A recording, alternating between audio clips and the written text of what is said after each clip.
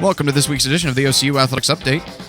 I'm Andrew Himes, and this week we're talking to Superstar Athlete of the Week, Trevor Harmon, and Assistant Rowing Coach, Melanie Borger. Hi, I'm Magean De La Torre, and I'm here with Superstar of the Week, Trevor Harmon. He's a junior midfielder from Allen, Texas, and he had a pair of goals last weekend against Houston Victoria and Our Lady of the Lakes to help the team get to a 5-1-3 record. So, Trevor, you've already tripled your goals from last year. What's the key to your success on the field? I think I just have a lot more experience, and we've got a great group of guys around us. So it's really just helped us kind of, mesh together, and luckily I've been on the end of a couple goals. So you're one of 9 Texans on the team. What can you tell us about soccer in Texas? It's a really competitive state for soccer, probably in the top 5 for competitiveness. So I think it really helped, us as Texans prepare for college soccer. And so we weren't too far behind coming in. So if soccer in Texas is so competitive, why'd you choose OCU? Coach offered me a scholarship, and I had a couple other options, but this one just seemed like a good fit. Had a good major, so went there. What's your major? Marketing.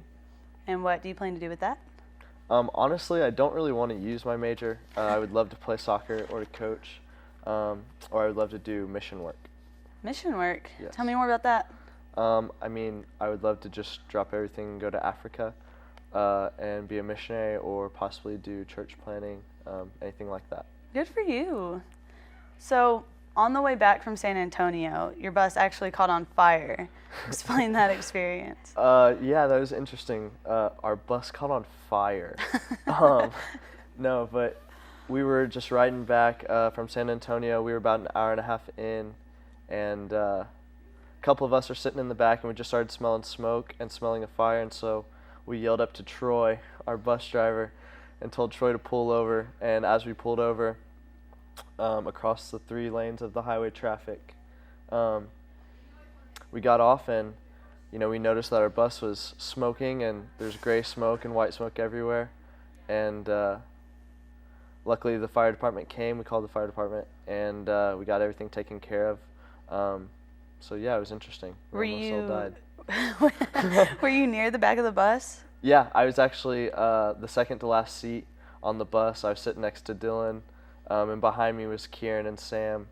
And actually where it was smoking and where the fire was, if that would have burst, we probably would have died. So tell me something about yourself that not many people know.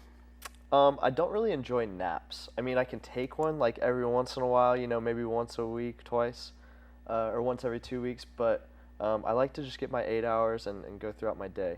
You don't like naps? I mean, they're not, well, not really. As long as you're getting your 8 hours every night like a good athlete, yeah. I guess it's fine. Try my best. Well, once again, I'm here with Trevor Harmon, Superstar of the Week.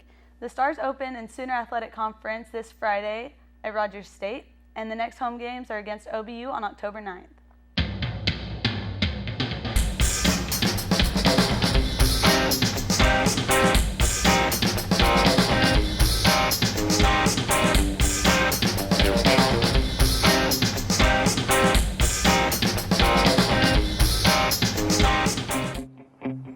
There's a call to be answered. The spirit of competition is still alive inside. The desire still drives. The phrase student athlete has a great ring to it. Lasting friendships are ready to be made. You just want to keep playing. Game on. Learn more at naia.org. Here on the OCU Athletics Update, we're talking to Assistant Rowing Coach Melanie Borger. The head of the Oklahoma Regatta happens this weekend at the Oklahoma River. And Coach, what's new for the Regatta Festival this year? Well, every year the regatta grows and grows, and this year is no exception.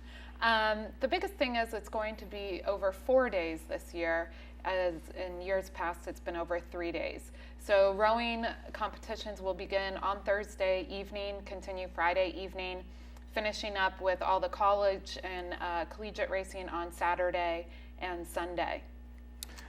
There's a lot of amenities down at the river now. The Devon Boathouse obviously has been a big one, and now the Chesapeake finishing tower as well. With those kind of things in the city, what kind of edge does that give you in recruiting? Well, having some of the best facilities in the country, if not the world, really impresses recruits when they come on their visits. You know, back where I went to college, we rode pretty much out of a shack. We stored our boats in a shack. We didn't have any indoor heat or AC or even locker rooms or anything of that sort. So a lot of recruits are coming from boathouses that are similar. They're just bare bones storage areas for their rowing equipment. And for them to come to Oklahoma City and see the facilities that we have, not only are they beautiful, but they're also high performance facilities that offer things like the indoor rowing tanks, the high altitude chamber. Those are just things that you don't only see, not in every boathouse, but you don't see in all kinds of athletic and fitness facilities. Concerning the individuals on your team, I know on the women's side last year, Jane Infield finished well at the Dadville Regatta. What can you say about her and some of the other women who are going to highlight your team this year? Right. Well, Jane has graduated, as has Kat Shiro, and they really led the team for the last few years. But they really led by example, and there's youngsters who are following in their footsteps. Kayla Raceborough and Liz Matthews are both sophomores, and I really expect to see strong performances from them this weekend. They worked really hard over the summer, came back this school year really stronger than they were last spring, and I expect to see good results from them. Chantel Wagner was named a COSIDA Academic All-American. What does that say about your team's commitment to academics? Well, Chantel is really, she embodies everything that a student athlete should be. She is very mature and responsible. She is a nursing major, which is a really difficult major to balance when you're trying to do a varsity sport. And she's able to maintain 3.8 or higher GPA every semester. But it's part of who we are on the women's rowing team. On the women's side of things, every semester we try to achieve a 3.5 team GPA.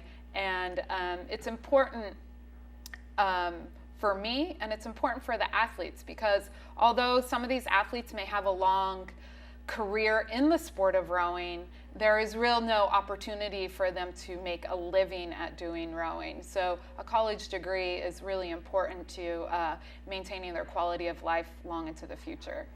Talking about the men's team now, you've had two guys in the last 2 years win the open single at the Dadville. Last year it was Matthew Madama. The year before that it was Edgars Boitmanis. What can you tell us about the men's team? Well, Matt and Edgars are currently upperclassmen here at OCU, so we're excited to continue following in their footsteps as they lead the team to into the regatta this weekend. We also have a lot of freshmen coming up, and what's really exciting on the men's side is not only Edgars and Matt and how well they perform internationally and nationally, but how many men we have on the team right now. We have 27 athletes on the men's squad, and that team depth really creates competition amongst the rowers and pushes them every day in practice, which will translate into some fast results this weekend and throughout the rest of the season. What do you feel like makes OCU unique? Well, the OCU rowing team is unique for a few reasons. Not only do our facilities really set us apart from other schools, but we really focus on two different disciplines in the sport of rowing. We focus on sweep rowing, which is rowing with one oar, and sculling, which is rowing with two oars. Most colleges in the country only focus on sweep rowing. The coaching staff truly believes that in the long term, if we focus on both disciplines, the rowers will be faster. And it also creates a lot more international opportunities. The majority of Olympic events and international competitions are sculling events. So we feel it's important in order to prepare OCU athletes for the national team, for the Olympic team, to make sure that they are well versed in both sculling and sweep rowing. All right, we've been talking to OCU assistant rowing coach Melanie Borger. Be sure to go down to the Oklahoma River this weekend and check out the Oklahoma Regatta Festival.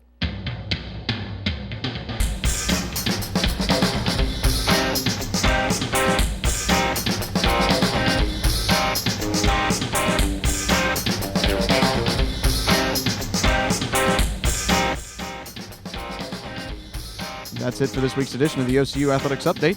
Check back every week for all the latest in OCU sports.